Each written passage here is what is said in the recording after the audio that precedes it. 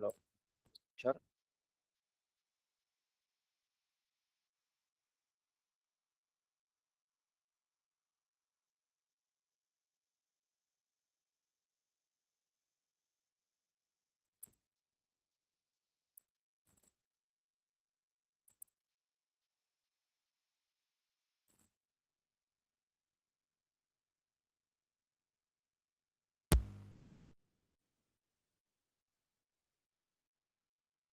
Buen día, me confirman si me escuchan bien o un poco bajo. Realicen. Gracias. Buenos días, Alessio. Perfecto, ya me confirmaron que se escucha bien. Voy a volver a compartir la pantalla.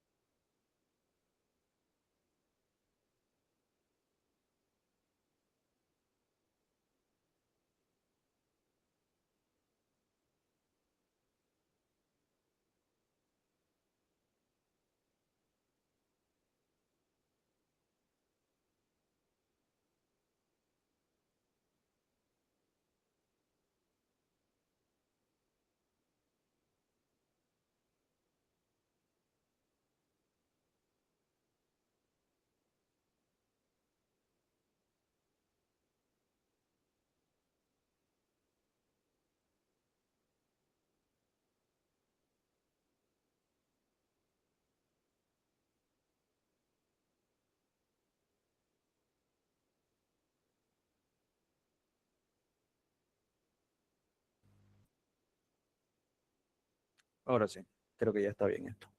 Bueno, buen día, queridos estudiantes. Espero que hayan pasado un bonito fin de semana y que hayan podido aprovechar el tiempo para poder estudiar todo lo que hemos visto hasta el último día de clase.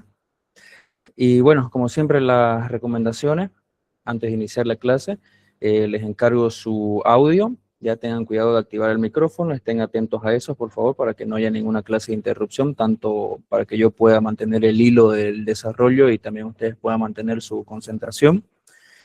Y bueno, también tengo que aclararles algunos puntos que tengo entendido que ya se lo han explicado, de todas formas igual yo se los quiero transmitir. Ustedes tienen que acceder al aula virtual. Entiendo que ya tienen grupos de WhatsApp y ahí están los links. Tienen que acceder al aula virtual, hacer todos los contenidos y las diferentes actividades que están ahí. Hay actividades de autoevaluación para que ustedes puedan ir practicando, ¿no? Y poder estudiando todo el contenido. El día 29, que cae este jueves de esta semana, no hay clases, ¿ya? Entonces, hoy día tenemos clases, mañana martes también, y nuestro último día de clases en esta primera parte sería el día miércoles, y como les dije, el jueves ya no hay clases. Ustedes tienen que presentarse, apersonarse, ir a la universidad para hacer su registro biométrico, para poder dar su primer examen. A partir de las 8:30 de la mañana tienen que presentarse en la Facultad de Ciencias Económicas. No recuerdo bien si es la que está más cerca de la entrada del puente, del segundo anillo, o la que está entrando un poco más al fondo, exactamente al frente del Curiche. Es que una de administración y la otra era de contaduría, pero no me acuerdo exactamente cuál es cuál, pero es una de esas dos. Entonces ustedes llegan por el puente, por el segundo anillo, y simplemente entran caminando recto, y es una de las que está a su mano izquierda, entrando recto, como de ahí hacia el Curiche, ¿ok? O van preguntando nomás ahí a los estudiantes que generalmente ya todos conocen. Luego, una vez que ustedes ya hagan su registro biométrico, como les dije, que es de manera personal, presencial, el día viernes es su primer examen, ¿ok? Una vez que ustedes hagan su registro biométrico, ahí yo creo que les van a indicar o les harán una boleta en donde indique el horario y la facultad donde ustedes van a dar su primer examen. Facultad de Ciencias Económicas. Ahí es la facultad donde ustedes tienen que hacer su registro biométrico. De todas maneras, como les dije, tengo entendido que ya tienen grupos de WhatsApp y ahí les van a pasar la información. Y justo ahí me salté un punto, que es que en esos grupos sé que les han pasado las instrucciones para poder acceder al aula virtual y a los diferentes contenidos que hay ahí. ¿Ok? Si no hay ninguna consulta al respecto, entonces ya vamos entrando en lo que nos corresponde de la asignatura. Y bueno, no pierdo el tiempo porque hoy día tenemos mucho de qué hablar. Entonces, retomando aquí con nuestro índice general, bueno, voy a apagar la cámara porque no haya ningún otro tipo de problema. ¿Cuándo la evaluación psicológica? Sobre eso no estoy seguro. Si se refieren a lo que es el test psicotécnico, sobre eso no tengo información. Buenos días, perdón. Como les dijimos en la anterior clase, no se preocupen, nosotros le vamos a mandar la información a través del grupo, ¿ya? No se desesperen, no se impacienten, que nosotros le vamos a avisar cuándo se va a hacer la evaluación psicológica, ¿ya? Estén atentos a sus grupos.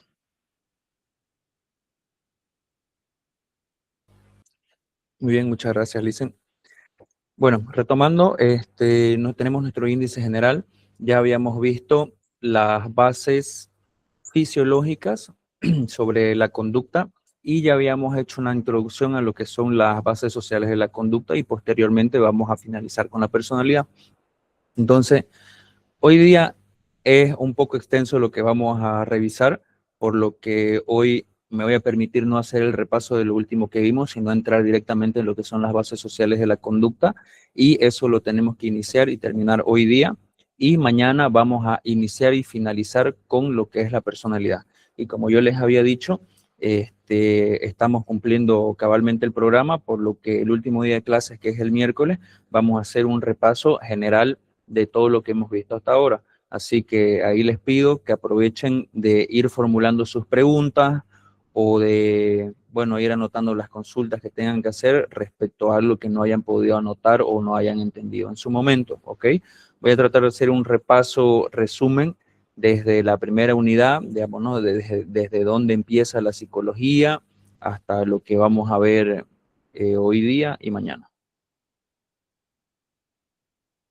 Entonces, estábamos con las bases sociales de la conducta, ¿no? Es una explicación sobre cómo la conducta surge a través de la interacción social y todo lo que implica en este proceso.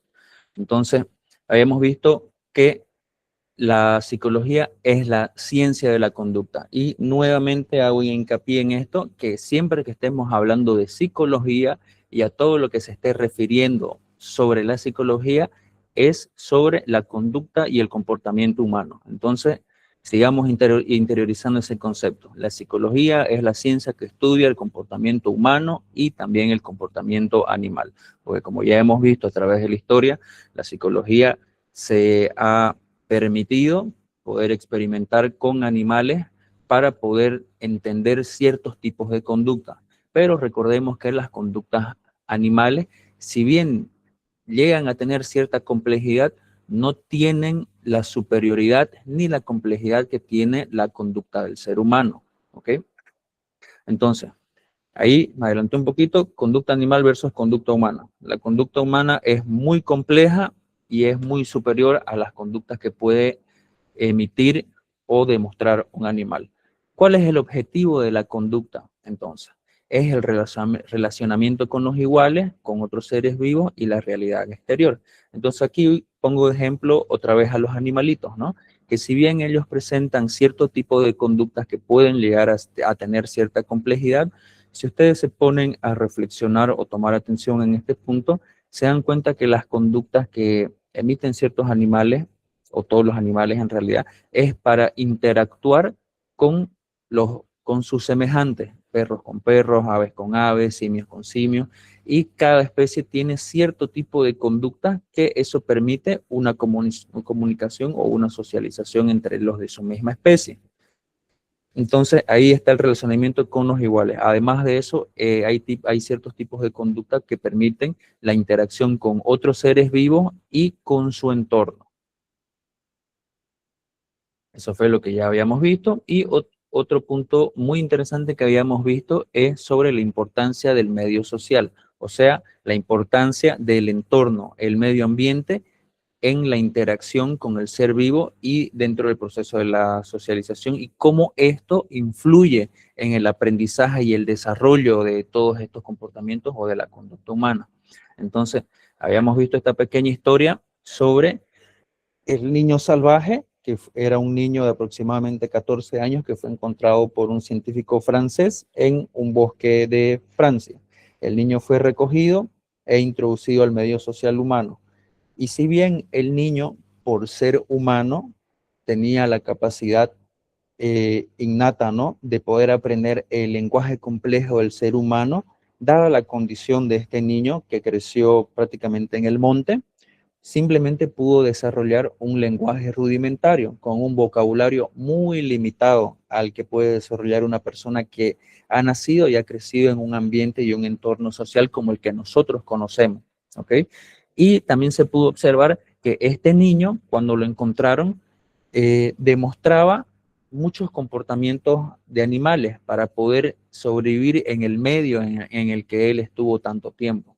Entonces, comportamientos como el desplazamiento cuadrúpedo, como se dice, o sea, con sus 4 extremidades, apoyando las 2 piernas en el suelo y también apoyándose en las manos, como caminan los animales, con 4 patas. Su forma de alimentarse, él la hacía de 2 maneras, o tomaba los alimentos con sus manos o los tomaba directamente con su boca. Entonces aquí también podemos entender que el niño salvaje demostraba muchos comportamientos más instintivos, primitivos y también de agresión, porque en un medio o en un medio totalmente silvestre y salvaje como en el que él estaba, el poder acceder a alimento significa tu supervivencia. Entonces, si no comes, te morís. Y literalmente tenés que pelear con otros animales por la comida. Tenés que matar o tenés que robársela la comida para poder sobrevivir en este ambiente que es extremadamente hostil. Entonces, la conclusión es que con el estudio del niño salvaje podemos ver qué tan importante es el entorno social para el desarrollo del ser humano y que éste puede alcanzar ese, entre comillas, estatus de ser humano, de persona, con el comportamiento más complejo que tiene el ser humano, que es el lenguaje, que es algo que vamos a ver hoy día. Entonces, antes de entrar en eso, vamos a revisar algunos términos o algunos conceptos que ya más o menos los habíamos visto, que es lo innato. Habíamos visto que es aquello que se desarrolla por sí mismo sin ayuda de algún elemento externo, ¿ya? Es la carga genética que viene heredada de nuestros padres o de nuestros antepasados, como son, por ejemplo, los reflejos básicos. Nadie nos enseña, por ejemplo, a respirar, a pestañear o a que si alguien nos quiere golpear, nosotros nos cubrimos con las manos. Entonces, ese tipo de reflejos ya vienen dentro de nuestra carga genética como ser humano, son instintos básicos de supervivencia o de reacción. Eso no nos los enseña nadie, simplemente nosotros ya venimos con eso de fábrica o predeterminado, ¿no? Hay otro tipo de reflejos innatos que se pueden observar en los bebés. Por ejemplo, el reflejo de prensión es que si ustedes toman un bebé y ponen o sea, estiran sus bracitos y los ponen, por decir, en un palito, así como colgándolo, el niño instintivamente, él va a agarrar el palito con las 2 manos. O sea, va a prensar o va a hacer presión con las manos. O si ustedes ponen sus dedos en la manito del bebé, él, por reflejo, les va a apretar el dedo. Ese es el reflejo de prensión. Es un reflejo básico, es innato. Nadie le ha enseñado eso al bebé, ¿ya? Igual cuando el bebé ya está más grandecito y ustedes lo ponen de pie y lo asientan en el suelo, o sea, así de pie, él va a empezar a levantar los piecitos, como si estuviera marchando. Entonces, eso ya es un reflejo de caminata y eso es lo que permite que el ser humano aprenda a caminar. Y poco a poco el niño va adquiriendo equilibrio y va pudiendo ya ponerse de pie y posteriormente empieza a caminar primero unos pasitos, ya después puede empezar a caminar o estar parado más tiempo y caminar distancias más largas, etcétera. Entonces, todo esto es lo innato, está dentro de nuestra carga genética, ¿ya? Nadie nos lo enseña, porque en sí uno no es que le enseñe al niño a caminar, que le diga, mira, tenés que mover los piecitos así y hacer esto, y tenés que tener cuidado de no caerte, tenés que equilibrarte. No. Si ustedes se ponen a pensar, el niño, el bebecito, camina, aprende a caminar prácticamente solo. Simplemente los padres lo ponen de pie y él empieza a mover los piecitos, ¿ya? Entonces, ese tipo de reflejos básicos son innatos. Luego tenemos lo adquirido, que es aquello que precisa la existencia de elementos externos y necesita estímulos para que se pueda aprender. Requiere experiencia y influye el entorno en la cultura. ¿Ok? Y requiere intervención del medio, vale la redundancia. Entonces, yo aquí había puesto una imagen de una niña que está aprendiendo a hablar en bicicleta. A diferencia de aprender a caminar, que eso uno lo hace de manera innata, ya simplemente se requiere cierto tipo de asistencia de parte de los padres, ¿no? Para poder mantener el equilibrio en cierto momento. Hagamos la comparación con el niño salvaje. El niño salvaje en su medio aprendió de manera innata a desplazarse, ¿no? O sea, ya sea gateando y de ahí apoyándose en las manos y los pies, pero yo estimo que también el niño salvaje en determinados momentos, él se erguía, o sea, se ponía recto y podía caminar con sus dos piernas únicamente para determinados movimientos que él necesitaba hacer.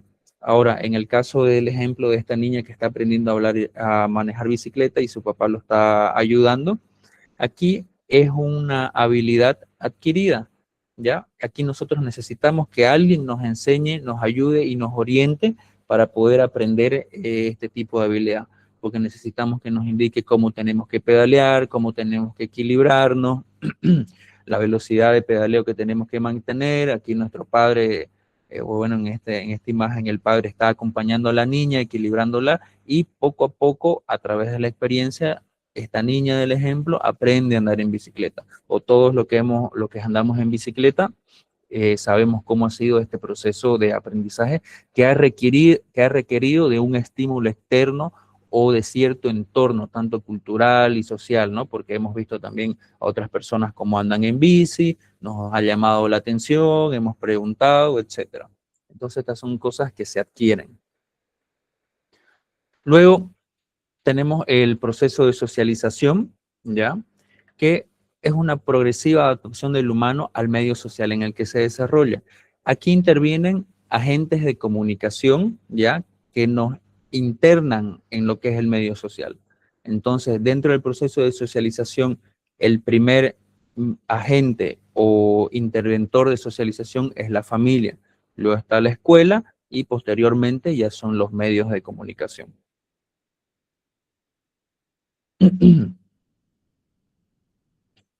Muy bien, entonces vamos a revisar primero la familia.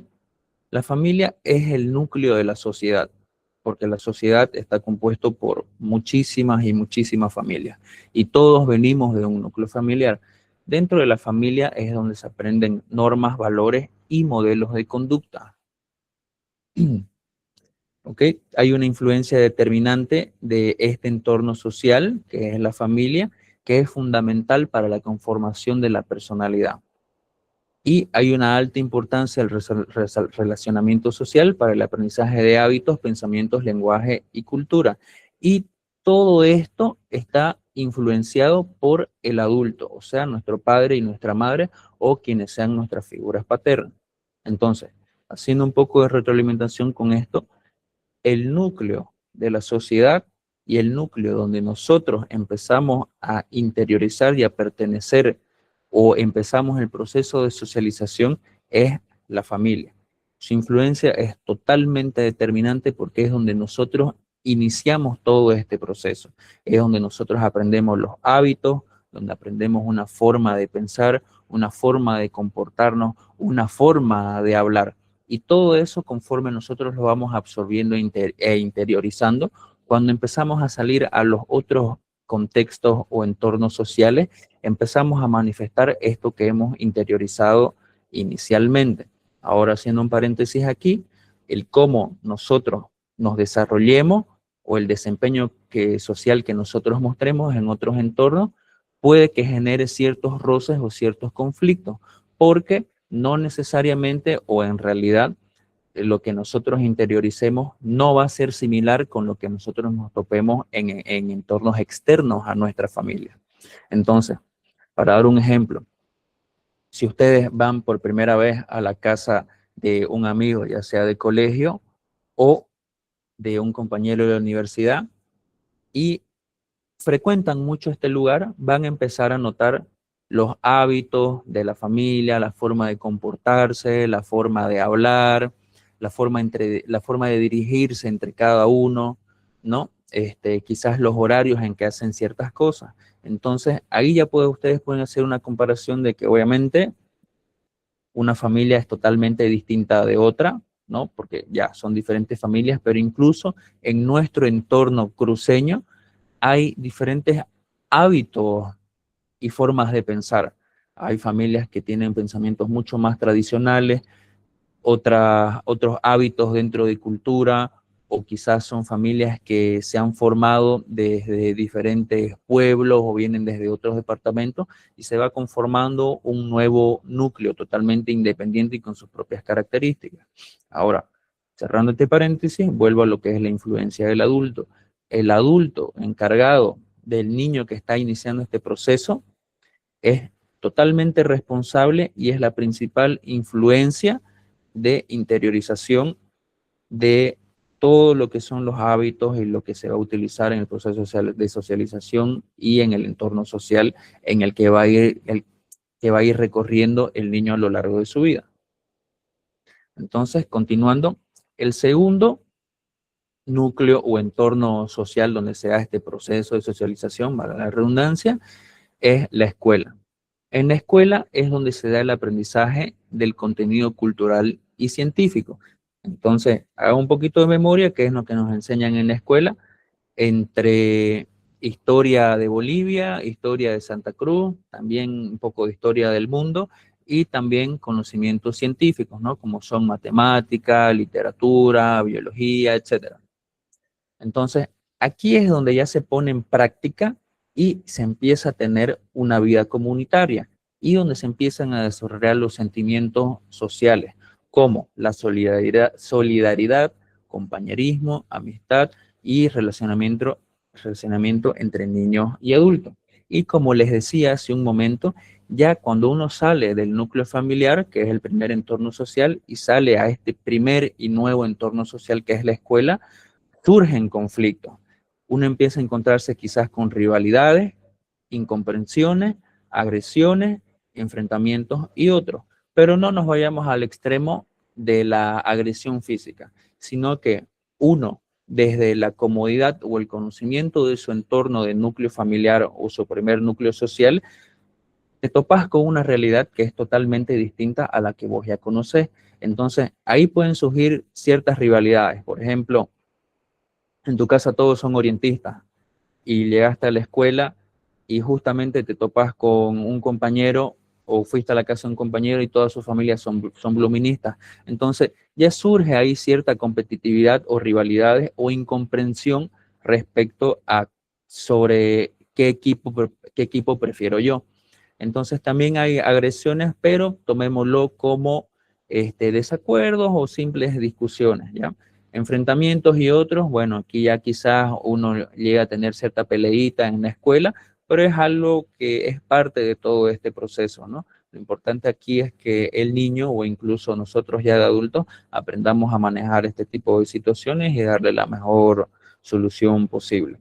Entonces, a través de todo esto es que se da el aprendizaje de conductas adecuadas, ¿no? Entonces, cuando nosotros empezamos a tener ese choque dentro del proceso social de nuestros esquemas mentales con esquemas que son distintos a nosotros, empezamos a aprender nuevas formas de comportarnos, nuevas conductas, normas sociales, normas de convivencia, y ahí es donde se da lo que está ahí resaltado, vida comunitaria. O sea, empiezan a haber normas de convivencia.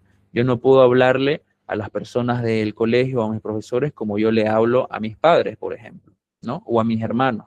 Y también se desarrollan los sentimientos sociales. Empiezo a comprender qué son los compañeros, qué son los amigos, qué son los mejores amigos y también cuál es la relación o la interacción que yo tengo con los adultos, que en este caso serían los profesores, ¿no?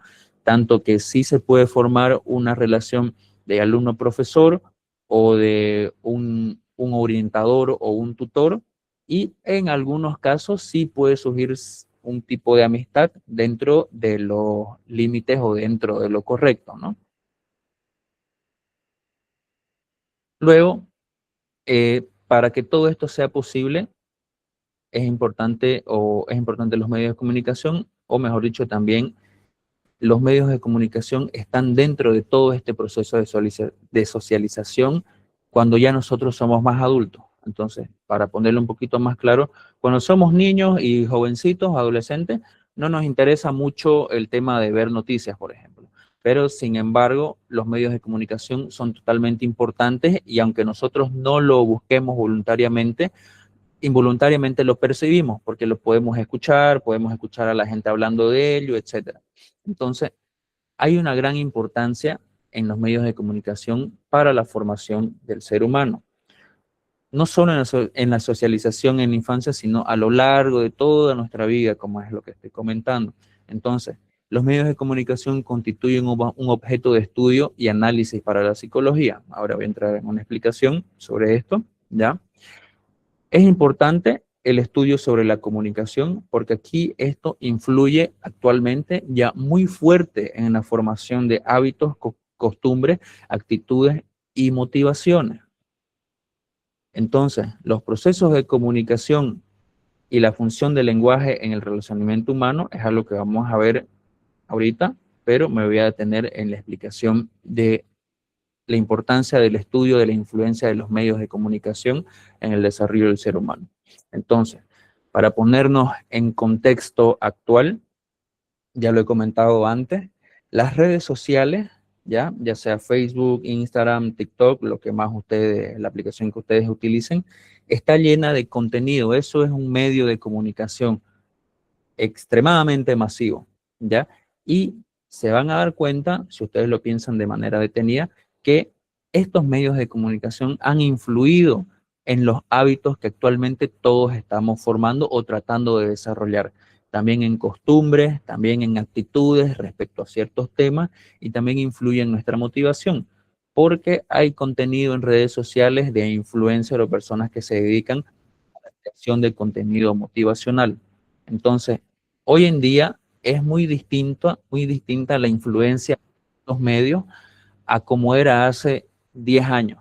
Entonces, podemos decir que 10 años ha sido poco o quizás mucho tiempo, bueno, es una década, pero es una década en la que ha habido un crecimiento y desarrollo abismal en los medios de comunicación.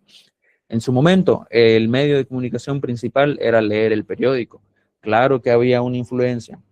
Luego, en un segundo momento, el mayor medio de comunicación con mucha influencia fue la televisión. Claro que había una influencia. Luego apareció el Internet con la primera red social que fue Facebook.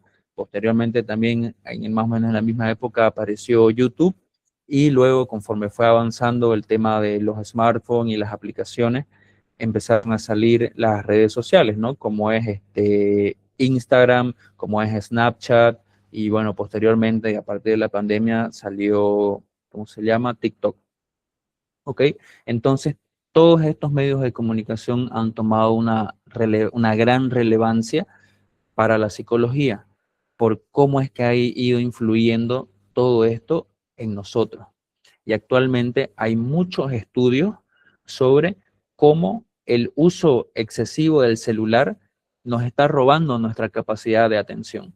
Entonces, por eso es que yo también trato, bueno, en realidad lo hago, de darles 10 minutos de descanso entre clase y clase, porque ahí ustedes lo primero que hacen es agarrar su celular y empezar a ver sus notificaciones, sus mensajes, entrar a TikTok, qué sé yo, entre lo que van al baño y agarran algo para comer.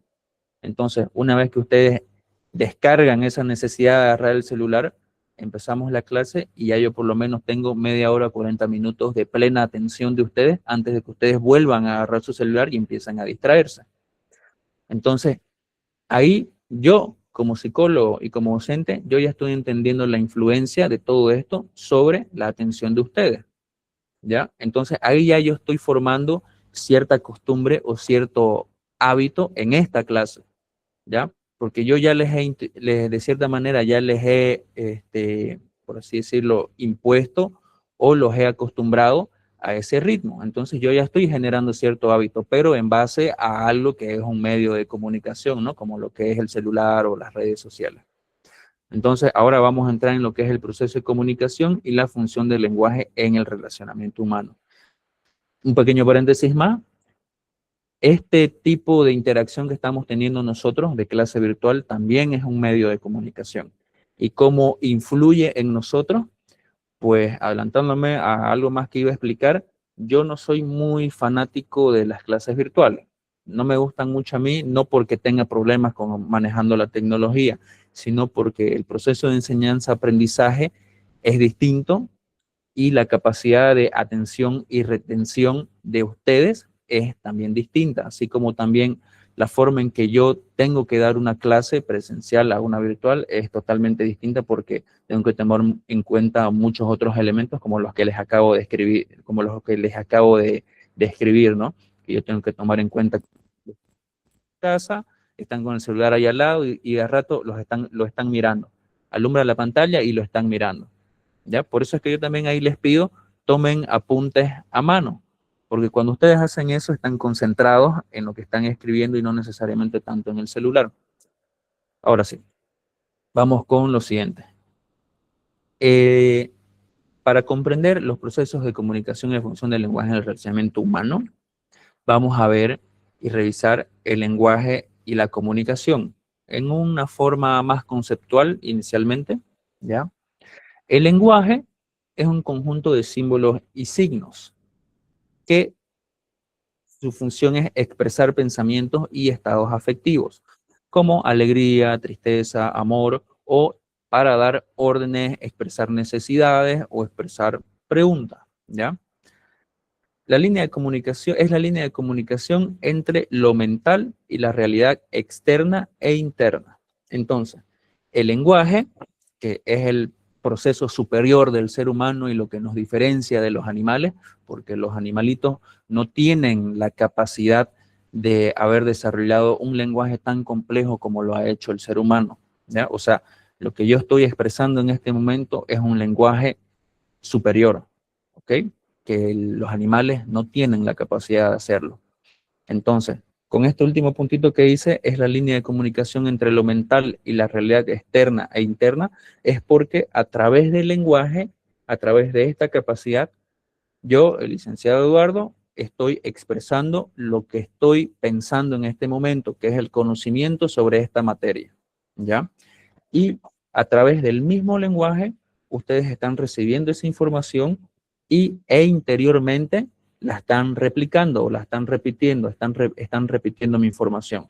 Entonces, quizás en el transcurrir del día, más tarde, ustedes van a pensar o se van a decir a sí mismos con el mismo lenguaje, pero de manera mental, ya el docente explicó esto sobre el lenguaje. Se están comunicando internamente con ustedes mismos. Así como también cuando uno se pone a reflexionar sobre ciertos aspectos de su vida, uno tiene un diálogo interno. Pero ¿qué está ahí de por medio? El lenguaje, como lo conocemos, ¿no? Los símbolos, los signos, las palabras, el lenguaje español en nuestro caso. Entonces, justo aquí ya entro con lo que son las palabras. Las palabras es el signo más importante del lenguaje articulado, ¿ya? Es, como decía, la forma elevada de comunicación. Es lo que nos diferencia a los humanos de los animales, porque vuelvo a decir, los animales no tienen la capacidad de utilizar el lenguaje como forma de comunicación. Ahora, ¿qué pasa con los cuervos y con los loritos que pueden hablar? Ok, ellos pueden emitir o replicar sonidos, pero no tienen la capacidad de un razonamiento de poder mantener una conversación. Los animalitos, como los loritos o los cuervos, ellos pueden simplemente replicar sonido y lo dejamos ahí, ¿ya? Entonces, el lenguaje y las palabras es una creación humana para precisar las percepciones y conexiones que hay entre ellas. Entonces, Aquí, una persona con un amplio vocabulario se traduce o es igual a una mayor capacidad para tener un pensamiento más amplio y poder transmitirlo y expresarlo. Y me detengo aquí para poder explicar a qué se refiere, esto, ¿ya? Queridos estudiantes, a partir de aquí en adelante, yo les digo y les recomiendo y les insisto en que ustedes tienen que desarrollar su lenguaje, ¿ya? En el sentido de tienen que leer más de lo que ustedes pueden o de los que ustedes realmente necesitan. Una recomendación es que no necesitan leer libros que son extremadamente complejos o densos o hacerse los intelectuales leyendo la Odisea o esas cosas, ¿no? Basta con que lean alguna novela o algún libro de su interés para poder adquirir y mejorar esta capacidad de lenguaje y de las palabras, para que ustedes puedan ampliar su vocabulario. Porque como lo pone aquí, un amplio vocabulario se traduce en una mayor capacidad de pensamiento y de poder transmitir estos pensamientos y poder expresarlos. Entonces, si alguna vez ustedes han dicho, lo que pasa es que me cuesta mucho expresar o no sé cómo decir ciertas cosas, es porque puede ser que ustedes tengan un vocabulario limitado y no encuentren las palabras para poder expresar algo. Entonces, si se dan cuenta, yo al dar esta clase estoy demostrando un amplio vocabulario, tanto para utilizar palabras muy sencillas que ustedes puedan entender y las relacionen con la realidad en la que ustedes viven, así como voy metiendo también cierto tecnicismo, pero no lo hago mucho porque ustedes todavía no están acostumbrados a ese tipo de vocabulario. Ahora, la forma para poder entender mejor, comprender mejor, hablar mejor, escribir mejor y poder expresar mejor lo que uno está pensando es leyendo, ¿ya? Leyendo es la única manera en que uno aprende y mejora todo esto. Y esto es súper importante porque jóvenes, ustedes ya no son estudiantes escolares, van a empezar a ser estudiantes universitarios, están entrando en una casa de estudios superior y la exigencia, o mejor dicho, el entorno universitario les va a exigir el desarrollo de un vocabulario más amplio, ¿ya? Yo sé que nosotros, las personas cruceñas, tenemos una forma de hablar, tenemos cierta, ¿cómo se dice?, jerga o acento, etcétera. Sin embargo, si se dan cuenta ustedes en mi forma de hablar, yo sí tengo el acento camba, pero si se dan cuenta la forma de expresar o las palabras que utilizo son mucho más neutrales, ¿me entienden? Pero es porque yo en mi época universitaria me obligué y me esforcé a tener este tipo de lenguaje para poder justamente expresar todo lo que yo les estoy explicando.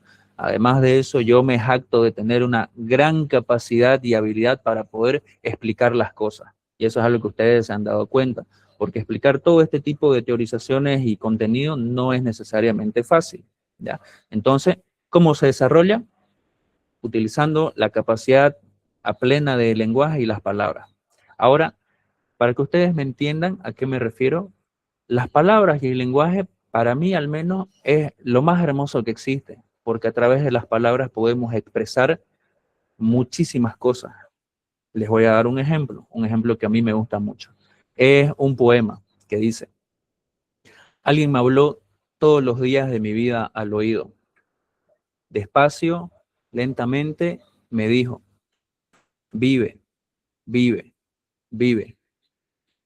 Quien decía esto era la muerte. Entonces, ven como con tan pocas palabras uno puede expresar algo tan grande y tan profundo. Entonces, esa habilidad de poder manejar el lenguaje así permite poder expresar cosas tan bonitas como esta. Es un poema de Jaime Sabines, que es un señor mexicano. Entonces, continuando con lo que es el proceso de socialización, ya estábamos viendo que el lenguaje es un elemento decisivo en cuanto al proceso de socialización y a través del lenguaje lo social y lo cultural ingresa a la mente. El lenguaje es un producto social, ¿ya? Porque lo social, o mejor dicho, el lenguaje se produce a través de la interacción entre las personas, entre un ser humano y otro, entre dos o más personas. Entonces, cuando nosotros somos niños, nosotros ya encontramos el lenguaje hecho y lo aprendemos. Primeramente, como ya vimos, en el núcleo y el entorno familiar. Entonces, antes de entrar en los componentes lingüísticos en la comunicación, ¿hay alguna pregunta o algún comentario hasta aquí?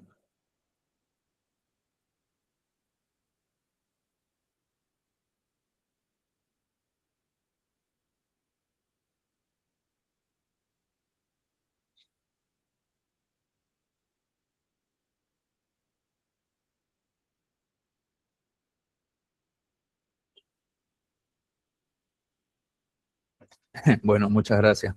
Entonces, continuamos porque todavía nos queda mucho por hablar de todo esto. Entonces, dentro del proceso de socialización que es posible a través del lenguaje, vamos a ver los componentes lingüísticos en la comunicación que hacen posible el proceso de socialización. Lo primero que vamos a revisar es este concepto, ¿ya? Lo denotativo. Primero lo voy a explicar, ¿ya? Un poquito despacio. Igual al final yo tengo un cuadro, una tabla en donde está el resumen y ya íbamos haciendo las aclaraciones y las diferenciaciones entre estos conceptos, ya que son 4 conceptos que vamos a ver. Dentro del lenguaje podemos decir que está el lenguaje denotativo. ¿Qué es lo denotativo? Es el aspecto objetivo textual de la palabra, ¿ya? Es la explicación clara de lo que se quiere expresar, no incluye emociones ni interpretaciones personales. Entonces, aquí tengo la imagen de una mesa. ¿Qué es lo denotativo? Yo expreso la mesa. Listo, no hay más. Eso es lo denotativo. Yo estoy expresando algo concreto, la mesa, y punto. Entonces, mi concepto mental de mesa, tabla con 4 patas. No hay más.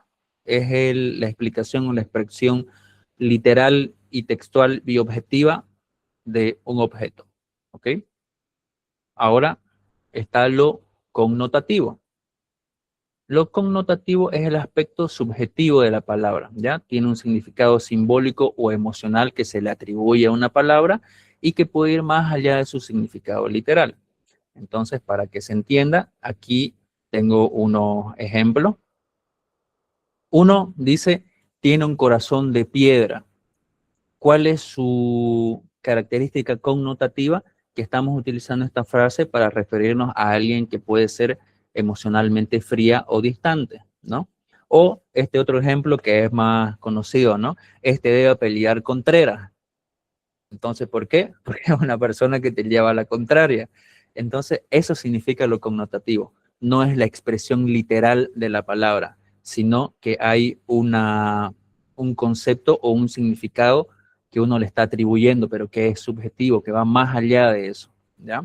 O este otro ejemplo que dice voy a planchar oreja, que es voy a dormir, porque cuando uno duerme se echa sobre la oreja y la aplasta, ¿no? Entonces, eso es lo connotativo, es la carga subjetiva o emocional que uno le está atribuyendo, más allá de su significado literal. Igual está esta imagen aquí de unas vaquitas que uno está diciendo, mi vida es la leche. Entonces esto es un poquito más de lenguaje quizás mexicano, pero decir mi vida es la leche se puede referir a que su vida es buenísima, ¿no? O que literal la vida de la vaca es la leche porque ella siempre da leche, digamos, o vive de la leche. Entonces, eso es lo connotativo, un significado que va más allá del sentido literal de la palabra.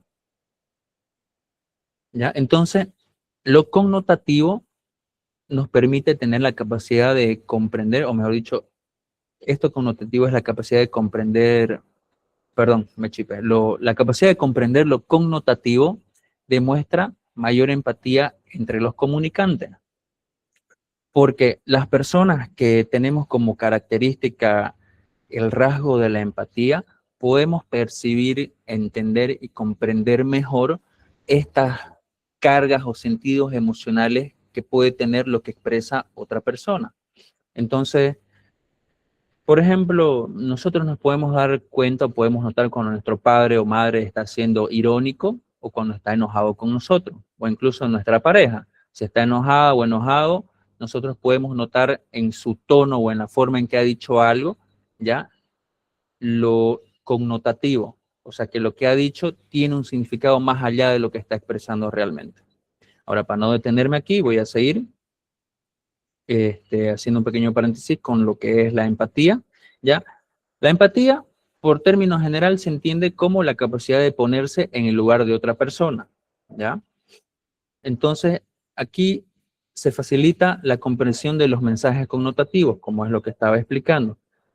No me quiero detener mucho en esto, ya porque no está tan relacionado al tema de la comunicación y lenguaje, simplemente es una característica que permite, ¿no?, poder comprender mejor los mensajes connotativos, pero yo les quiero dejar esto, que la empatía no es simplemente, yo me puedo poner en los zapatos de la otra persona y entender y saber qué es lo que está sintiendo y está viviendo. No, porque eso es imposible. Nosotros no podemos sentir ni saber qué es lo que está sintiendo y pensando exactamente la otra persona. Entonces, yo dejo esta definición, que es la capacidad de poder comprender que el otro está sintiendo algo. Esa es la verdadera empatía. Entonces, eso de no, yo me pongo en los zapatos de la otra persona, no, ¿ya?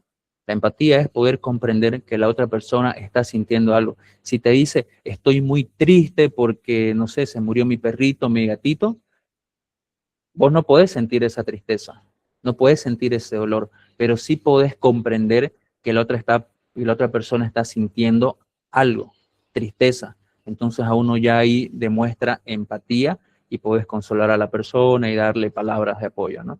Entonces, cerrando este paréntesis, sigo con los componentes del lenguaje y vamos con el siguiente, que es el significante. Como les dije, primero lo voy a explicar y después vamos a hacer las diferenciaciones porque hay ciertas similitudes quizás. Entonces, el significante es la forma material del signo, lo que vemos, oímos o escribimos.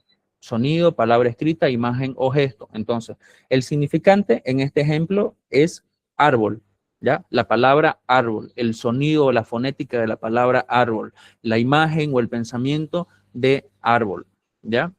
O aquí las sílabas ar y bol. Entonces, el significante es simplemente la manera en que está expresada la palabra, ya sea escrita, escuchada o imagen, etcétera. ¿Ok? Muy similar a lo que vimos primero, que era lo denotativo, pero aquí simplemente es lo expresado, o sea, cómo está escrito, cómo se escribe, cómo se pronuncia, una imagen, ¿ya? Ahora, el significado es el concepto mental del objeto, con el mismo ejemplo. Árbol, nosotros ya nos imaginamos en nuestra cabeza que una planta grande con un tronco y muchas ramas, y frutas y raíces y con ardillas o loros o lo que ustedes se imaginen. Entonces, el significado es simplemente ya el concepto mental de el significante, ¿ok? Entonces, yo escribí la palabra árbol, que es el significante, y ¿cuál es el significado de eso? Una planta grande con tronco y muchas ramas. Ahora, aquí les tengo el resumen para que podamos ir comprendiendo mejor las diferencias entre los conceptos que acabamos de ver. Vamos primero con el significante, ya lo puse en este orden para que se pueda comprender mejor. El significante, forma material del signo, como les dije, lo que vemos, oímos o escribimos. El sonido de cómo se pronuncian las palabras, cómo está escrita la palabra, es una imagen o un gesto, ¿ya? Ese es el significante. Significado, concepto mental o idea del objeto. Árbol, igual, planta con troncos y ramas. Ahora vamos con los otros que están también dentro de estos aspectos o de estos componentes. Lo denotativo es lo literal, objetivo y directo de lo que se está expresando. Por ejemplo, la afirmación, el perro es un mamífero. Es una afirmación objetiva y en concreta de a qué tipo de especie animal pertenece el perro, a los mamíferos, y punto. O, por ejemplo, la mesa es de madera. Listo. Es algo literal y objetivo y directo. A diferencia de lo connotativo, que tiene una carga subjetiva, simbólica o emocional. Como les puse el ejemplo, tiene un corazón de piedra, ¿ya? No se está refiriendo literalmente a que una persona tiene una roca en el pecho, ¿no? Sino que se está haciendo referencia a una persona que tiene un corazón o que es emocionalmente fría, ¿ya? O que no es muy emocionalmente expresiva. O este otro ejemplo, que he destruido después del gimnasio, no es que literalmente uno quedó esparcido o desmembrado en el gimnasio, sino que es una forma de decir quedé muy exhausto, muy cansado, muy fatigado después de mi ejercicio del gimnasio. Entonces hay una carga simbólica, emocional y subjetiva. Ahora tengo otra tablita que lo simplifica aún más. El significante, con este ejemplo, es la forma del signo. Por ejemplo, la palabra rosa. Entonces, eso es simplemente el significante. La palabra rosa, ¿cómo está escrita? Con R, con O, con S, con A, la forma en que se pronuncia, rosa, la fonética y nada más. Eso es el significante. El significado es la idea mental, con el mismo ejemplo. La rosa, que es una planta ornamental, o sea, una planta decorativa que hace que tu jardín se vea más bonito, ¿ya? Lo denotativo, con el mismo ejemplo, ¿ya? Es que es el significado literal de rosa. ¿Qué es una rosa? Una planta con pétalos, tallos y espinas. Eso es lo denotativo. Ahora, lo connotativo, con el mismo ejemplo de la rosa, tiene una carga subjetiva emocional. Entonces nosotros podemos utilizar la palabra rosa o el concepto de rosa y cargarlo con los siguientes simbolismos, ¿no? Bueno, literal, que es una flor, o rosa para expresar algo acerca de la belleza o para expresar algo relacionado al amor. Como saben, nosotros los varones les regalamos rosas o flores a nuestras parejas o a quien nos gusta para expresar sentimientos de cariño o de amor. Entonces ahí estamos utilizando lo connotativo de este concepto. Ahora aquí hago una pausa para que puedan hacer alguna consulta sobre toda esta parte.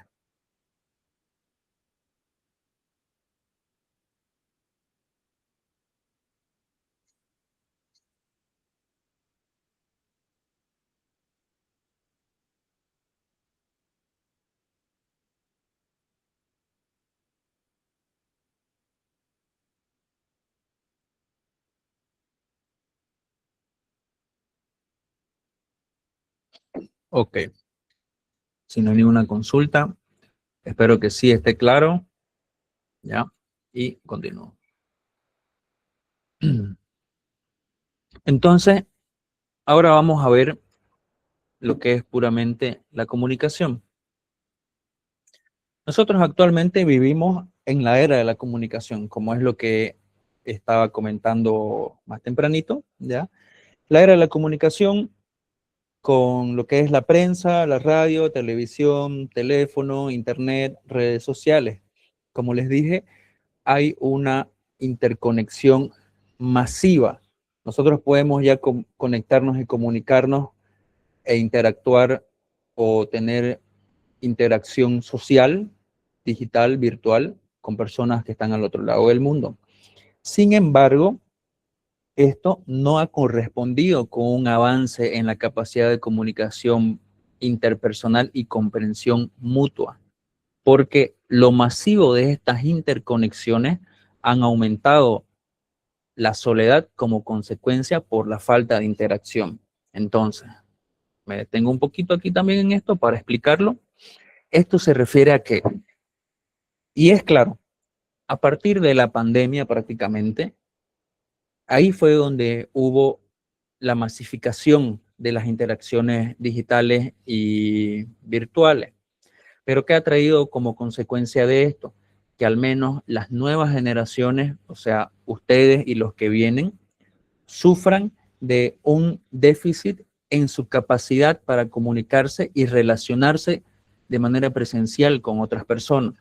Entonces, hay mucha dificultad en estas personas jóvenes de poder interactuar de manera presencial, porque ahora todo es mensajes, memes, reels, y todo es a través del celular y grupos de WhatsApp, y ya no hay la tendencia tanto a la interacción personal o hay dificultades en cuanto a la interacción personal.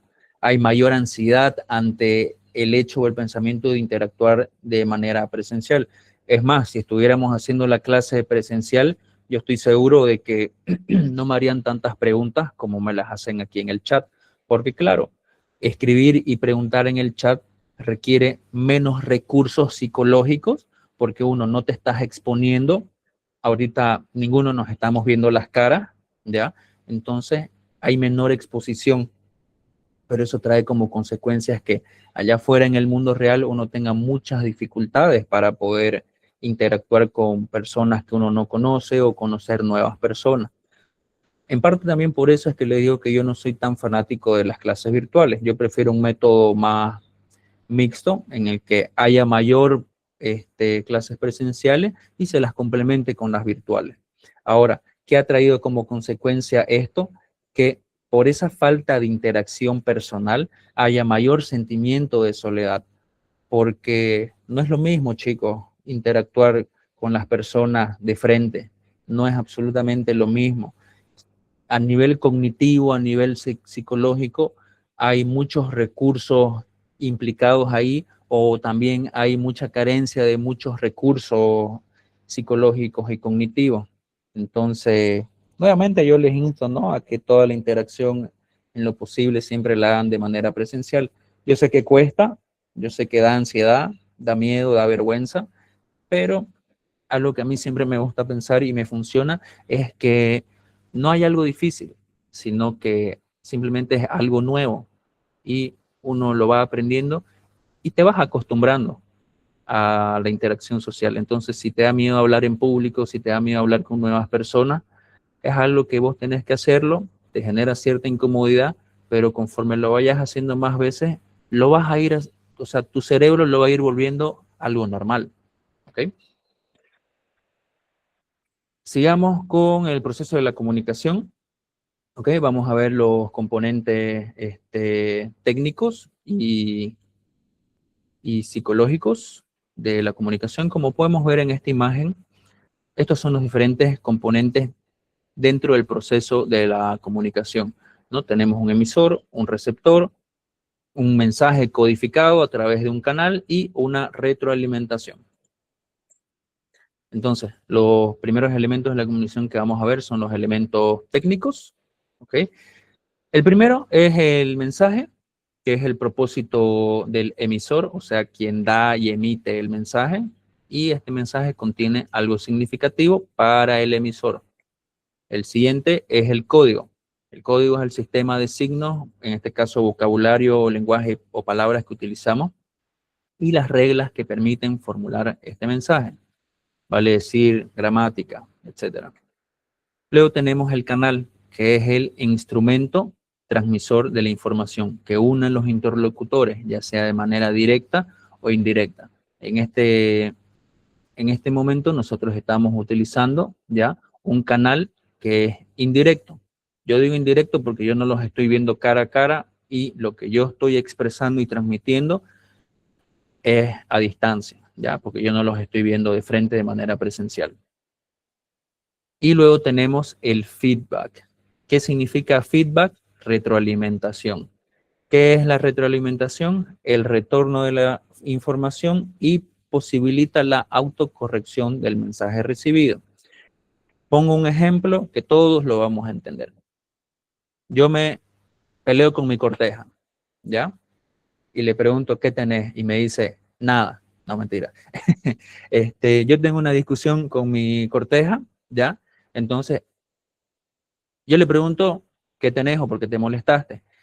Y ella me dice, porque vos me hablas feo, o no me entendés, o no me apoyás, etcétera, etcétera. Entonces, para resumirlo, ella me da una explicación de su molestia, ¿ya?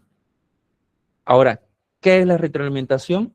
Yo escucho atentamente lo que ella me explicó y yo ahora utilizo la retroalimentación y le digo, ok, ya te escuché.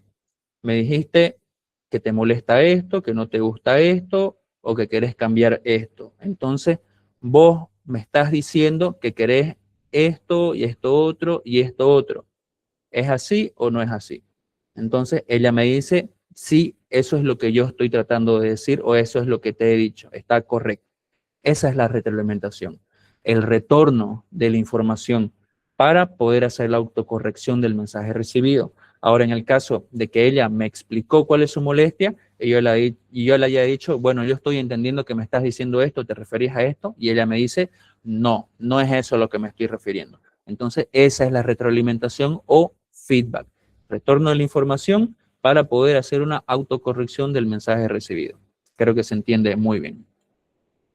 Pero Listen para mí es beneficioso porque no tengo que gastar dinero y además quiere que nos veamos las caras, podemos encender las cámaras.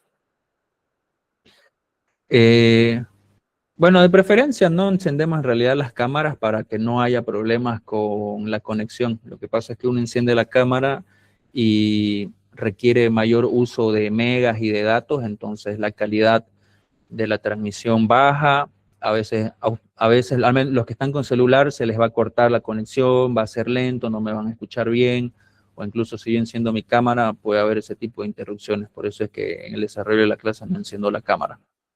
Y de preferencia tampoco no los hagan ustedes para que no tengan ese tipo de problemas, porque al menos cuando uno está con Wi-Fi todo es más inestable.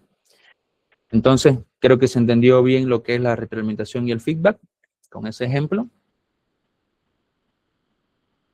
Ahora vamos a ver esto otro, que dentro de la comunicación hay distintas formas de comunicación.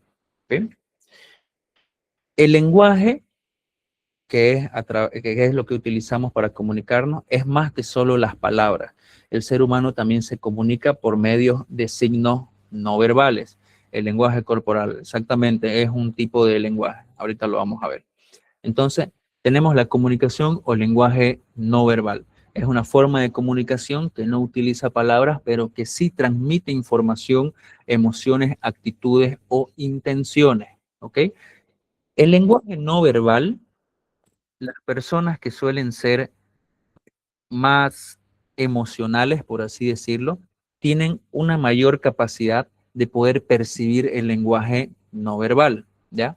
Por ciertos temas psicológicos, de ansiedad o cosas así, pero no quiero entrar en ese tema, pero en términos generales, las personas que son más emocionales, tanto para expresarse como para poder comprender si otra persona está triste, por ejemplo, o que percibe con mayor facilidad que alguien está triste, es porque tiene una mejor capacidad del uso del lenguaje no verbal, ¿ya? Porque puede interpretar esta información que se percibe quizás de manera subconsciente, aunque también de manera voluntaria, y puede interpretar emociones, actitudes o intenciones, ¿no?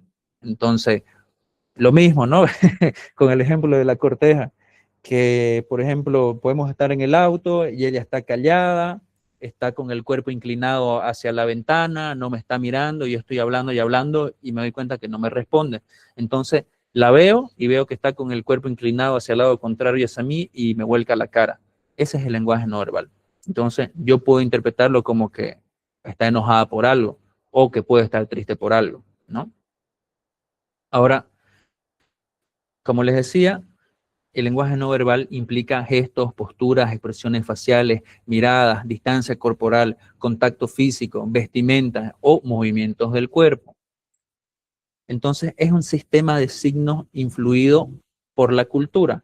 De una cultura a otra, el lenguaje no verbal puede variar porque el estilo de vida, los hábitos forman ciertos signos o expresiones que son distintas de una cultura a otra. Ya ahorita no se me viene un ejemplo, perdón, pero se van a dar cuenta que nosotros aquí en nuestro entorno cruceño tenemos cierto lenguaje corporal para expresar cuando algo no nos importa o cuando decimos el pues o el ay pues, ¿no? Hacemos gestos con la cabeza, movemos la cabeza, o cuando decimos y te pagó y movemos la mano así como diciendo nada, ¿ya? Entonces, eso es un sistema de signos instaurados por la cultura. Otros ejemplos de lenguaje no verbal o de lenguaje corporal puede ser el cruzar los brazos, que puede significar cierre o defensa en la persona, mirar a los ojos, que puede mostrar interés o atención hacia la persona que nos está hablando o a quien le estamos hablando, O, por ejemplo, los pies que pueden indicar apertura o retirada. Me detengo un poquito aquí en esta parte porque es muy interesante lo del lenguaje no verbal. Como dice, gestos, posturas, expresiones faciales, miradas, distancia, contacto físico, vestimenta, movimientos del cuerpo. ¿Ya? Con el tema de la vestimenta puede haber mucha controversia, pero es un tipo de lenguaje también. Si yo tengo una cita con una chica que me gusta realmente mucho, yo me pongo mis mejores trapos, pues, ¿no? No voy a ir con mi polera de fútbol, ¿cierto? Sino que yo trato de dar una buena impresión, una buena imagen. Eso ya es un tipo de lenguaje. Estoy comunicando algo, estoy comunicando, vos me importás o quiero que me veas bien, ¿ya? Lo mismo las chicas, o sea, hay la idea, o bueno, ¿no? La afirmación de que las chicas se visten bonitos para ellas mismas, totalmente válido, pero también se visten bonitos para que todos las podamos ver y admirar, ¿no? Entonces, eso es un tipo de lenguaje. Luego, me voy a lo que son los movimientos del cuerpo. Por ejemplo, ustedes se van a dar cuenta que una persona tiene interés en ustedes, ya sea interés de escucharlos o interés por conocerlos, por la posición de los pies. Entonces, si la persona tiene los pies orientados hacia ustedes, ¿ya? O su cuerpo, su torso está orientado hacia ustedes, es porque la persona tiene interés y apertura hacia lo que ustedes están hablando o hacia su persona. En cambio, cuando una persona tiene quizás el torso dirigido hacia ustedes, pero las piernas y los pies orientados hacia el lado contrario, es porque no hay mucho interés ahí. Los pies delatan mucho a las personas, ¿ya? Incluso cuando uno está en clases y ustedes están sentados en el pupitre, la persona que se quiere ir ya está con la parte inferior del cuerpo, ya está con un pie afuera de la silla. Entonces ya está comunicando algo. Los pies siempre delatan mucho, chicos. Hay otro tipo de lenguajes también, como por ejemplo lo de cruzar los brazos, ¿ya? Entonces, es fácil identificar quizás a un mentiroso. Si ustedes le preguntan algo a alguien para sacar una verdad, quizás lo primero que haga es cruzar los brazos y digan, no, yo no hice eso. Está cruzando los brazos para no exponerse, para no defenderse, ¿ya? Otros vuelcan la mirada, otros se empiezan a rascar la cabeza o empiezan a tocarse la nariz. Son signos de incomodidad, ¿ya? A ver, algún otro ejemplo de lenguaje corporal. Bueno, el contacto físico, ¿no? Más que todo esto se da en la interacción entre, bueno, obviamente hombres y mujeres, pero cuando una chica tiene interés o siente confianza, siempre te toca la mano o te toca el brazo. Entonces, ahí hay un lenguaje no verbal que está transmitiendo seguridad o confianza hacia la persona. Entonces, jóvenes, eso es un buen signo, están haciendo las cosas bien. Vamos con lo que sería el paralenguaje, que es un componente dentro del lenguaje no verbal, ¿ya? Es una parte de la comunicación no verbal, vale la redundancia. Se refiere exclusivamente a la voz, pero no a la palabra. Entonces, nos referimos a la entonación, volumen, ritmo, pausas, risas, suspiros, llantos o gritos. Acompaña el lenguaje verbal y modifica su significado. Entonces, como les decía el ejemplo con la corteja, si yo le pregunto, ¿qué tenés? ¿Estás bien? Y me dice, nada. Entonces, ahí ya es una demostración del paralenguaje, por el tono y la manera indiferente en que me lo está expresando. Entonces, yo puedo entender que ahí necesariamente o que literalmente no es nada, sino que hay algo que está pasando ahí. Ahí vuelvo a lo que es lo connotativo, ¿no? Que es la carga emocional o el significado simbólico de cómo me está expresando esto, el nada, ¿ok? O por ejemplo, cuando uno habla muy rápido puede implicar nerviosismo. Las personas cuando nos ponemos nerviosas, sin querer empezamos a hablar muy rápido, ¿ya? O empezamos a trabarnos o a tartamudear o tener dificultades para expresar ciertas cosas. Pero esto es algo totalmente del paralenguaje. O incluso cuando tenemos una discusión, sin darnos cuenta empezamos a subir el tono de nuestra voz, porque ese lenguaje está cargado de emocionalidad, ¿ya? Entonces el paralenguaje es lo que está exclusivamente relacionado a la voz, no directamente a la palabra. ¿Hasta aquí alguna pregunta?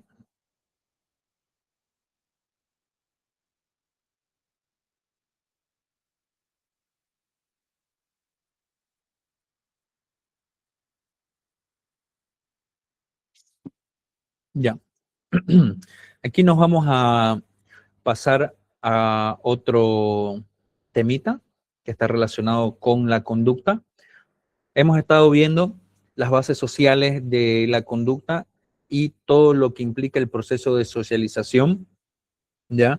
Y cómo el lenguaje y la comunicación es un componente intrínseco, o sea, que pertenece al proceso de socialización, y que la socialización es posible gracias al lenguaje y la comunicación dentro de lo que es este tipo de conducta en la persona. Ahora, parte de esto que también estamos revisando de la conducta son las motivaciones, ¿ya? Las motivaciones la motivación es el motor de nuestro accionar, ¿ya? Es la causa que provoca o nos impulsa a la acción. La palabra motivación viene del latín movere, que significa mover, ¿ya? Es una fuerza que impulsa a una conducta y que es capaz de sostenerla y mantenerla a través del tiempo. Entonces, la motivación nos permite sostener y mantener una conducta a través del tiempo. Es causa del comportamiento. Entonces, las conductas que nosotros emitimos, también las de socialización, ya tienen una causa que está motivada por algo, ya tiene una motivación. Y sin motivación no es posible cualquier tipo de relación social. Entonces, para que nosotros socialicemos o se dé el proceso de socialización, hay una motivación, ¿ya? Que está fundamentada o que tiene base en alguna necesidad, ¿ya? O en algo, bueno, en alguna necesidad. Entonces, tenemos distintas clases de motivación, ¿ya? Que son la consecuencia de una necesidad, pulsión o deseo, que pueden ser fisiológicas o sociales, o sea, necesidades o fisiológicas o necesidades sociales. Vamos con la primera. Una motivación que puede ser de carácter fisiológico, ¿ya? Son las necesidades físicas del organismo, que son las innatas, como el hambre, la sed, el sexo, la maternidad, mamar, o sea, amamantar, dormir, respirar. Estas necesidades, como dice, son innatas, ¿ya? Vienen con nosotros, como lo habíamos visto, vienen en nuestra carga genética, no necesariamente nos las enseñan, nosotros damos ese tipo de conducta de manera natural, pero para que se emita esa conducta tiene que haber una necesidad a satisfacerse. Esa es la motivación. La motivación es poder satisfacer una necesidad, en este caso fisiológica. Luego tenemos las necesidades sociales, ¿ya? Que precisan del entorno y el medio ambiente. Se desarrollan y se adquieren durante el proceso de socialización, como habíamos visto, la familia, la escuela, dentro de los medios de comunicación y el entorno social. Y este tipo de necesidades varían de un sujeto a otro y de una cultura a otra. Vamos a ir entrando en esta aplicación con la teoría de las necesidades humanas de Abraham Maslow. No lo mencioné, pero no lo expliqué anteriormente a Abraham Maslow, ya porque no quise adelantarme, sino que Maslow está más implicado en esta parte. Abraham Maslow era un psicólogo y teorista humanista de la corriente humanista de la psicología, ¿ya? Él decía que la base de las motivaciones están en la satisfacción de las necesidades. Entonces, él propuso una jerarquía de necesidades, que es un grupo de necesidades, o mejor dicho, que la satisfacción de una necesidad o de un grupo de necesidades se cumple y luego predomina otro siguiente grupo de necesidades. Ahorita lo vamos a ver con un ejemplo, ¿ya? Entonces, la satisfacción de este grupo de necesidades permite la supervivencia el grupo de necesidades está dividido en dos, las que son las de supervivencia y crecimiento, las de orden inferior y orden superior. Entonces, para dejarlo un poquito más claro, Abraham Maslow creó la teoría de las necesidades humanas, hizo una jerarquía de necesidades, ¿ya? En la que dentro de esa jerarquía hay dos grupos, de supervivencia y crecimiento, orden inferior y superior. Entonces, nosotros iniciamos satisfaciendo las necesidades inferiores, que son las de orden inferior. No por eso significa que sean menos importantes, sino es porque están abajo de la jerarquía, ¿ya? Entonces decía que una vez que nosotros satisfacemos estas necesidades iniciales, que son un grupo, empezamos, o sea, las satisfacemos y de ahí empezamos a intentar satisfacer la siguiente, le damos prioridad a la siguiente. Para que se entienda mejor esto, aquí les presento la pirámide de las necesidades humanas que propuso Abraham Maslow.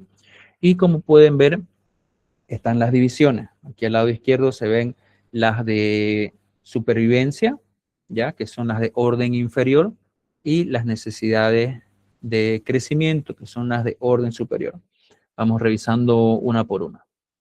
Entonces, dentro del grupo de las necesidades de supervivencia o de orden inferior, primero tenemos las necesidades fisiológicas, que son respirar, hidratarse, alimentarse, descansar, protegerse y reproducirse. Son las necesidades básicas fundamentales que requerimos satisfacer y cubrir para poder vivir y existir, básicamente.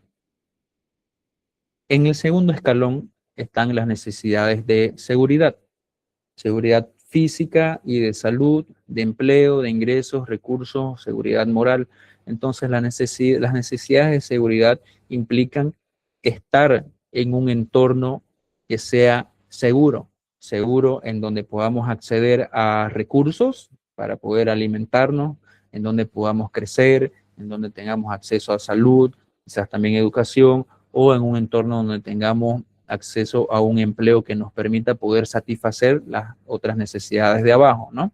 Pero inicialmente, y entrándome más en la explicación, las necesidades fisiológicas inicialmente no cubrirlas no dependen de nosotros, dependen de nuestros padres o nuestros cuidadores, pero posteriormente ya pasamos nosotros a hacernos cargo de estas necesidades de seguridad. Dentro de la pirámide, el siguiente escalón son las necesidades sociales, ¿no?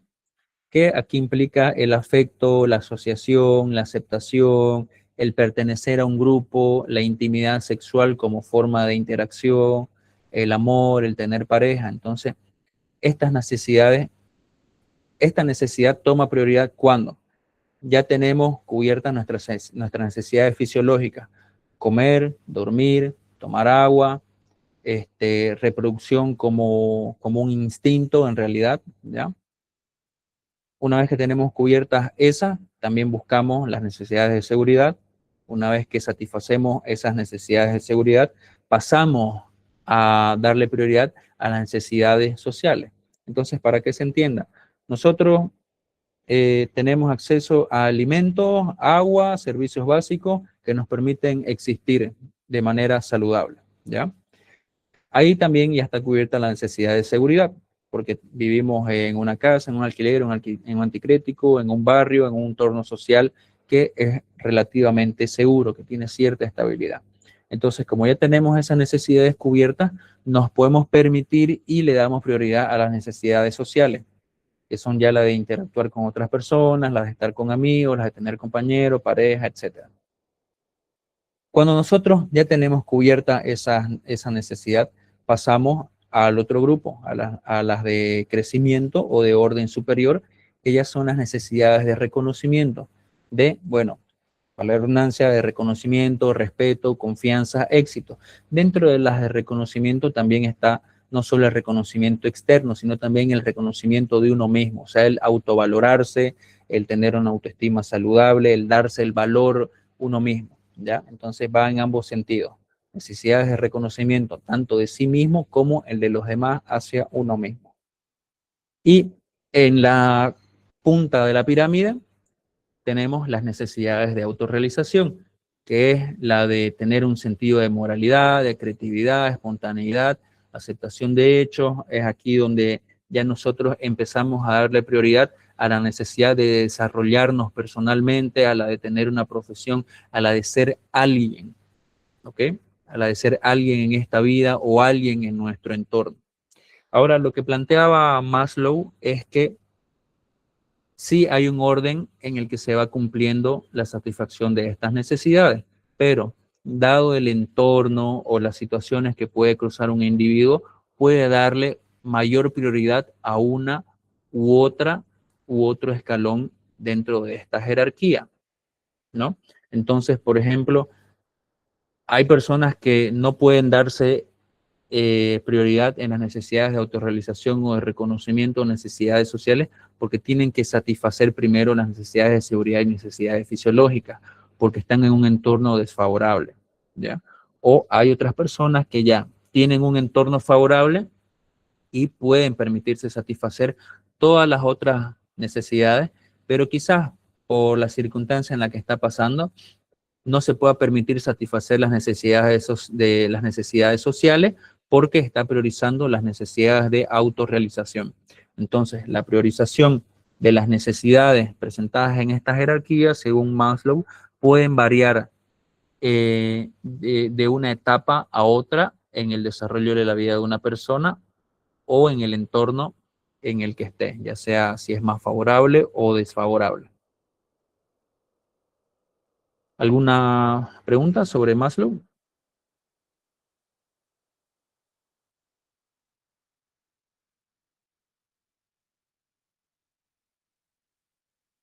¿O alguna pregunta o comentario sobre la pirámide de las necesidades humanas?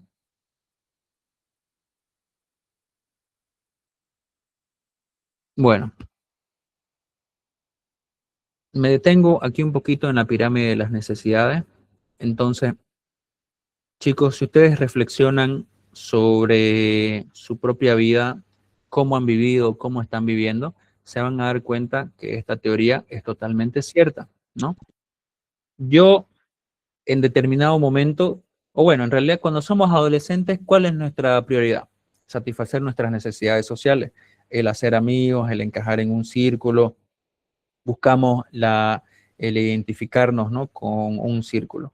Ahora, en este momento, ustedes van a entrar en una etapa de su vida en la que van a empezar a priorizar las necesidades de reconocimiento, así como también más adelante y quizás también al mismo tiempo las necesidades de autorrealización, porque todos entramos a la universidad para poder acceder a una profesión y con la cual a través de ella podamos ser alguien en la sociedad o dentro de nuestro entorno social. Pero sin embargo, como les decía, esto puede verse truncado cuando las necesidades bases no se están satisfaciendo. ¿Okay?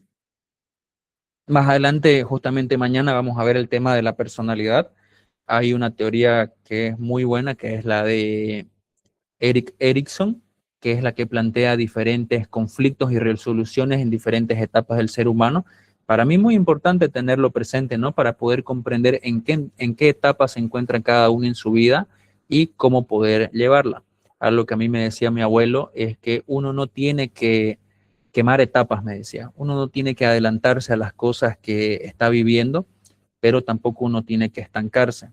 Entonces, uno tiene que poder identificar o quizás también pedir ayuda en el sentido de que no es fácil adaptarse a la universidad, ¿ya? Hay una brecha abismal entre lo que es la vida escolar y la vida universitaria. Y ahí cuesta mucho aprender todo eso y adaptarse. A algunos les va a costar más que a otros, pero ustedes pongan de esfuerzo y hagan lo posible y si es necesario pidan ayuda. ¿Desde qué nivel serían las necesidades de supervivencia y de crecimiento? ¿Cuál es la explicación de la parte izquierda de la imagen? ¿Ok?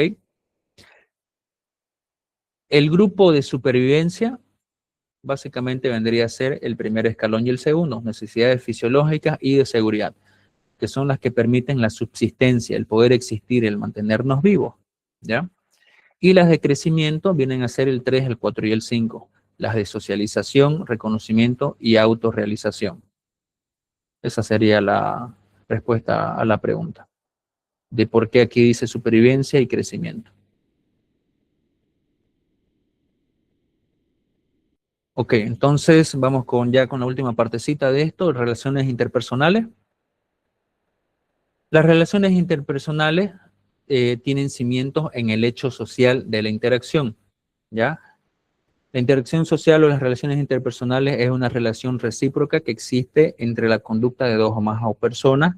Hay una interdependencia precedida de reconocimiento mutuo de las características individuales y de la especie. Entonces, las relaciones interpersonales tienen como base el hecho social. ¿Qué es el hecho social? La interacción social. O sea, interactúo yo con otra persona, ¿ya? Pero dentro de esta interacción puede o no puede haber una interdependencia, ya que está basada en el reconocimiento mutuo. Reconocimiento mutuo significa, por ejemplo, ustedes van a entrar a la universidad y van a interactuar con sus compañeros de clase. Entonces, ahí ustedes se están identificando como alumno de una clase o alumno universitario, y cuando hablan con otra persona, ustedes las están identificando como un igual. Ah, es mi compañero de clase, es otro alumno universitario. Pero cuando hay una interacción más profunda, ya se empiezan a percibir características individuales, ¿ok? De cada persona. Empezás a conocer de dónde viene la persona, cuál ha sido su entorno, etcétera. Pero hay un reconocimiento de esas características. Ahora, esta partecita que dice individuales y de la especie, bueno, básicamente se refiere a que nosotros nos reconocemos como un ser humano a otro, y dentro de las especies animales, entre los animales, dentro de su capacidad, ellos se reconocen entre los de su misma especie, como los simios, por ejemplo, ¿no? Entre ellos se reconocen entre su misma especie, también las aves, los leones, etc. Entonces, ahí hay una interacción o una relación, en el caso de los humanos, interpersonal. Ahora, dentro de esto, el contacto con los otros influye en la formación y desarrollo de la personalidad. Las relaciones interpersonales basadas en la interacción social influyen en la conducta, la personalidad y el concepto que una persona tiene de sí mismo. Entonces, quizás en redes sociales o en reels o videos de motivación o de crecimiento y desarrollo personal, así como yo, han visto el contenido, este contenido que habla sobre que el entorno en el que vos estás, o sea, las personas con las que te rodeas y frecuentas, influye mucho en tu persona. Entonces, de eso es lo que está hablando esto. Y es cierto, ¿ya? El entorno en el que nosotros estamos, por donde nosotros nos movemos, con quienes nos juntamos, ¿no? La frase de dime con quién andas y te diré quién eres, hasta cierta profundidad tiene mucha razón, porque la interacción con otros individuos tiene influencia sobre nosotros, en nuestras conductas y también en cómo nosotros nos percibimos a nosotros mismos, porque aunque digamos, no, no me interesa lo que los demás digan de mí, eso es mentira, somos humanos. Sí nos importa la concepción que tienen los demás sobre nosotros mismos, si somos buenas personas o si somos malas personas, si somos buena pareja o si somos malas parejas, ¿ya? Entonces todo eso está dentro de lo que es este proceso de las relaciones interpersonales y que forman parte del desarrollo y la formación de cada uno como persona y como ser humano. Entonces, ya con esto se termina esta parte y aprovecho de responder las preguntas y justo ya estamos en hora.